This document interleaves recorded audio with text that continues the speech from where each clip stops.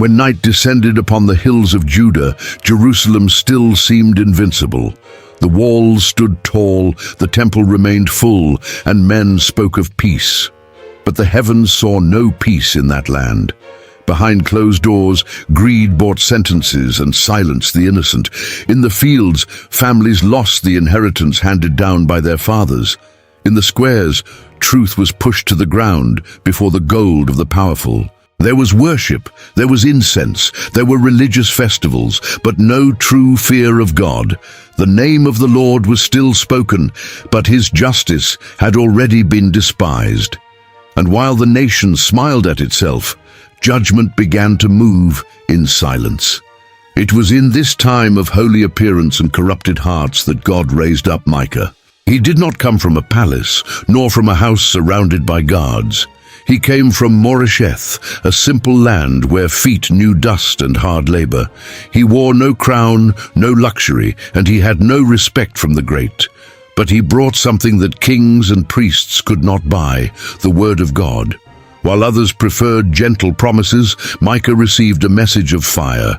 His eyes saw the pain of the people, and his mouth became an instrument of confrontation. God called him to speak against Samaria, against Jerusalem, and against all false security. For the Lord had not forgotten the poor, nor ceased to see the hidden violence. If you love biblical stories told with depth, subscribe to the channel and leave your like, because the voice that rises now does not come to entertain, but to awaken. In the days of Jotham, Ahaz, and Hezekiah, kings of Judah, the prophecy began to echo. To the north, Samaria bowed to idols and called it devotion.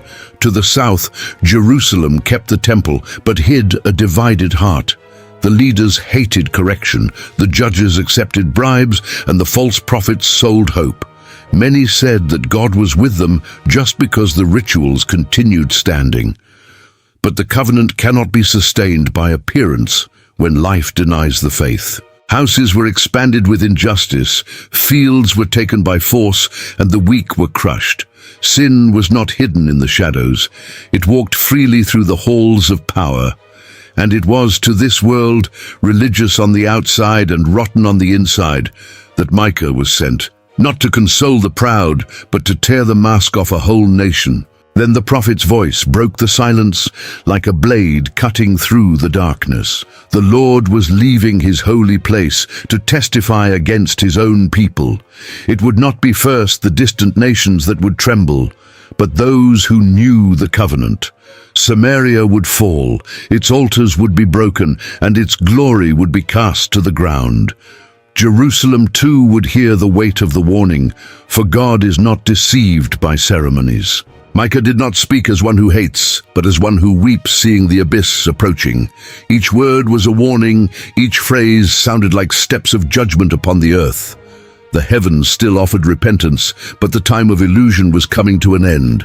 And before kings, priests, and multitudes, a simple man began to shake two nations. For when God decides to speak, even the humblest voice can sound like thunder. But Micah did not only denounce the visible idolatry on the hills, he went deeper to the place where sin was born in secret. There were men who lay down at night planning evil for the dawn. When the sun rose, they were already going out to take fields that did not belong to them. They tore down houses, expelled families, and stole the inheritance of the defenseless. Force had become law, and greed now walked dressed in authority. The powerful called it progress, but God called it violence. The cry of the oppressed rose from the earth as a testimony against the nation. And Micah raised his voice to say that the Lord had seen it all. The sin of Israel was not a small mistake, it was a calculated rebellion. Those who ruled the land hated any word that broke their false peace. When Micah spoke of judgment, many plugged their ears and mocked him. They preferred prophets who promised wine, abundance, and peaceful days without repentance. They wanted blessing without change, protection without obedience, and worship without truth. But God's voice cannot be bought or shaped to suit man's desires. Micah announced that the same people who expelled others would be torn from their place. The land they had taken with injustice would not give them security forever. The Lord was preparing a day when arrogance would be cast to the ground, because all peace built upon sin is merely silence before the fall, and Israel had become accustomed to that silence as if it were eternal. Then the denunciation rose even higher and reached the leaders of the nation. Micah turned his eyes toward the rulers, judges, priests, and prophets, men who should protect the people but had learned to feed off of them.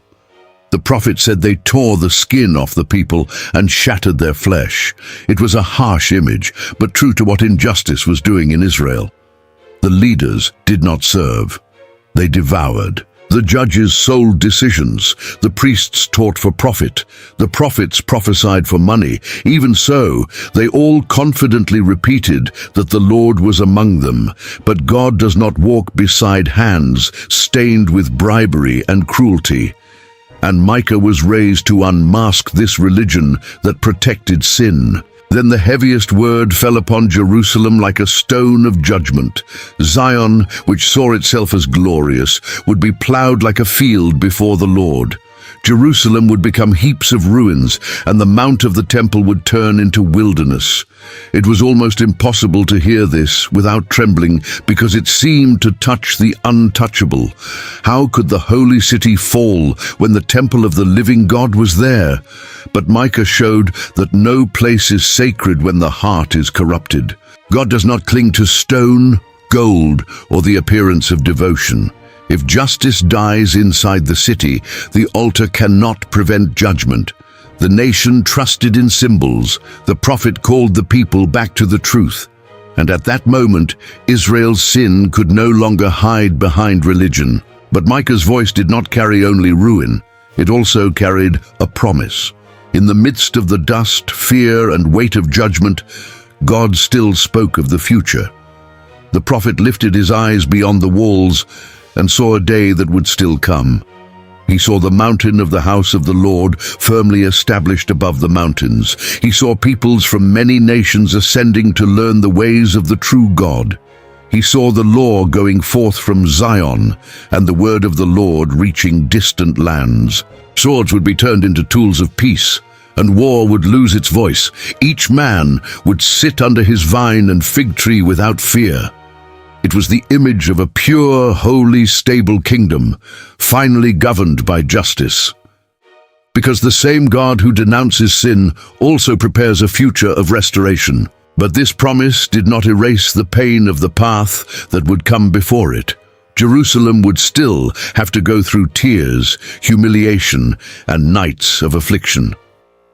Micah compared the city to a woman in deep labor pains. The people would leave the security of their walls and taste the bitterness of exile. What seemed impossible would begin to happen before their very eyes. Arrogance would be broken. The pride of the leaders would be cast to the dust. God would allow discipline because Israel's wound was already too open. But even in exile, the covenant would not be forgotten by the Lord. From the place of shame, he would still raise deliverance for his people. Because God's punishment is never empty, it always confronts to correct. And when everything seemed surrounded by darkness, Micah announced the most unexpected word. Hope would not come from Samaria, nor would the great king come first from Jerusalem. The promise would arise from Bethlehem Ephrathah, too small in the eyes of the world. From a simple village, almost forgotten among the clans of Judah, the governor would emerge. His origins would be ancient, deeper than the memory of men. He would rise to shepherd the flock with the strength and majesty of the Lord. He would not be a leader like the corrupt kings that Micah denounced in Israel.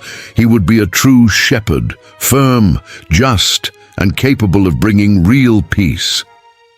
In the midst of the harshest denunciation, God revealed the highest hope. Because above the sin of Israel, the Lord was already preparing the coming of the Messiah. Thus Micah did not speak only to expose the guilt of the nation before heaven. He spoke to show that God would not abandon the people of the covenant forever. There would be judgment, there would be a fall, there would be tears over cities once full of pride. But after the discipline, the Lord would gather the remnant that remained alive. The weak, the scattered, and the broken would not be forgotten by his hand. God would transform the wounded remnant into a strong people under his rule. This was the tension of the message. Severe justice, but also preserved hope.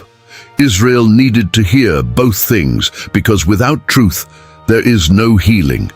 And without hope, even repentance loses its strength to continue. That's why Micah's voice cut like a sword, but also shone like a promise. After denouncing kings, judges, and false prophets, Micah brought the message to the heart of the people. Because sin did not live only in palaces, it also breathed in the daily choices of the nation. Many had become accustomed to lies, injustice, and a faith made only of appearance. Worship continued, sacrifices were offered, religious festivals filled the city, but all of this rose up empty before God because true obedience was lacking. Israel wanted to keep the name of the Lord on their lips and sin hidden in their hands. They wanted blessing without repentance, protection without change, promise without brokenness. And Micah showed that God does not accept worship separate from truth. The Lord did not want a people impressed by ritual, but transformed by his presence. And this denunciation cut across Israel like an unavoidable mirror. Then the prophet asked the question that would echo through generations: with what will a man present himself before the Lord? With burnt offerings, with thousands of rams, with rivers of oil? Would it be possible to buy God's favor with ever greater offerings? Could the weight of guilt be removed by external ceremonies? Micah answered with the clarity of one who speaks in the name of heaven. God had already shown man what is good and what he requires: to practice justice, to love mercy, and to walk humbly with your God. There was the center of the message, simple in words and as deep as eternity. It was not just an order for Israel, but a call that still confronts the world. To practice justice meant breaking with everything that sustained oppression. It was to stop crushing the weak, stop negotiating the truth, stop hurting the innocent. To love mercy was much more than speaking of kindness on holy days. It was to live compassion, carry forgiveness, and treat others with fear before God. To walk humbly with the Lord was to abandon the pride that destroyed kings and cities. It was to recognize that no human power substitutes the will of the Most High. Micah did not offer a complicated religion, but a straight path, a path that exposed the hypocrisy of the leaders and the hardness of the people, a path that separated true faith from the appearance that dominated Israel. And that's precisely why his voice was so heavy and so necessary. Micah's message was clear. Judgment was coming because sin had weight before heaven. Samaria would fall, Jerusalem would be humbled, and false security would disappear like smoke. But even in discipline, God would preserve a remnant that would not be consumed. For the Lord's anger does not arise from cruelty, but from wounded holiness. He strikes to correct, brings down to purify, confronts to restore. Israel needed to understand this before it was too late. The prophet's voice was not an echo of despair, but a final call to repentance. Whoever listened would find mercy. Whoever hardened their heart would find ruin. And so Micah stood between the sin of the nation and the justice of God, as a simple man, but with a voice that no power could silence. And time proved that Micah did not speak in vain. Samaria fell, and what seemed firm was cast to the ground. Jerusalem would also know days of shame, fear, and discipline. The sin that the nation treated as custom revealed its cost before history. But even when the sword passed and pride was broken, God did not abandon his covenant. In the midst of the fall, he still preserved a people, a remnant. For the justice of the Lord punishes sin, but his faithfulness does not fail. And it was among ruins and tears that hope continued to burn. This hope had a name, a destiny, and a promise. From Bethlehem would come the shepherd, the king, the one who would govern in justice. Centuries later, when the time was fulfilled, the prophet's word shone once more. Jesus was born, and with him the old promise gained flesh and voice. The Messiah announced by Micah did not come to sustain the hypocrisy of men. He came to call sinners to repentance, heal wounds, and gather his people. The prophet's denunciation pointed to this day. The judgment revealed the need for a savior. That is why Micah's message was never bound to the past. It remains alive whenever religion tries to hide a heart distant from God. It remains alive when injustice dresses as normality. It remains alive when men trust in appearance but despise the truth. The prophet's voice still echoes: practice justice, love mercy, and walk humbly with the Lord. This has always been the call. Not just for Israel, but for every heart that desires to belong to God truly. For the Lord still resists pride and honors those who humble themselves before him. And in the end, Micah does not end only with judgment, but with worship. Who is God like the Lord, who forgives iniquity and delights in mercy? He does not keep his anger forever, because he loves to restore those who turn to him.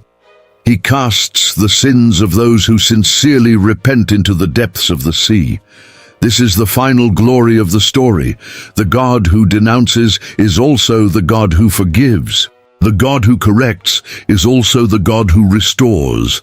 And thus ends Micah's voice, severe against sin, but full of hope for those who listen.